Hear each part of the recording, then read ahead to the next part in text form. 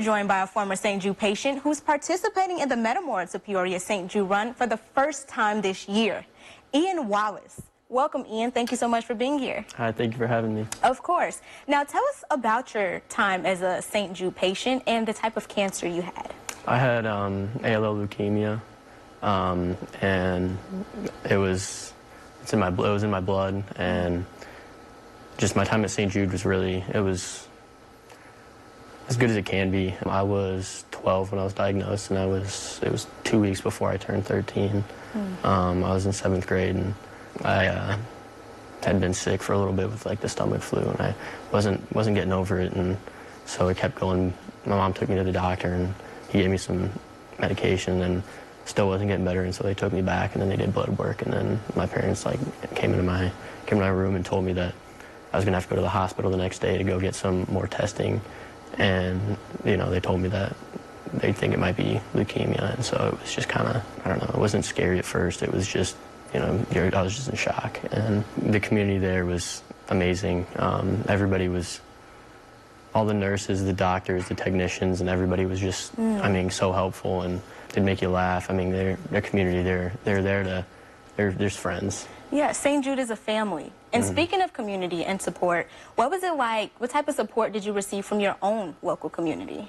I received a lot of support from letters, balloons, events at the school, and just, you know, the text messages and people just rallying behind me to let me know that they're, you know, it's not just me going through it, that, you know, they're all behind me and I have an army behind me.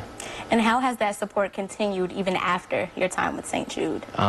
It's gone on quite a bit. My friends have made, they've had a kickball tournament to raise money for St. Jude. I've had a friend who's done a haunted house, and oh, wow. I have a lot of friends who are running with me, and a lot of other people who are running with me. People are always looking for an opportunity to help and to donate and to get involved in something that's, you know, bigger than just us, you know. It's yeah. And you're kind of touching on it a little bit, but you're running for the first time. Why exactly did you decide to run?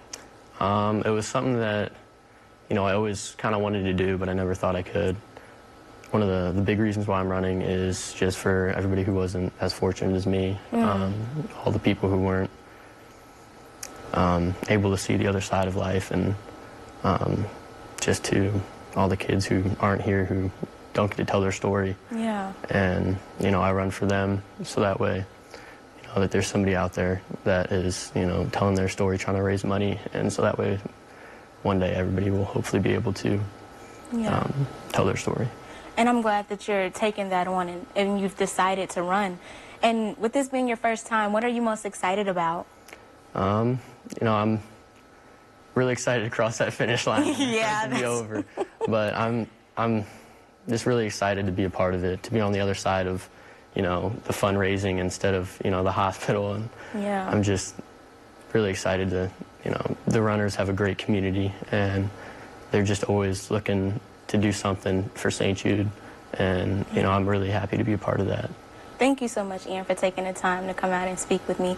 And I wish you the best on your run. I hope you cross that finish line in a record time, and you just have an overall great experience. Thank you so much. Thank you.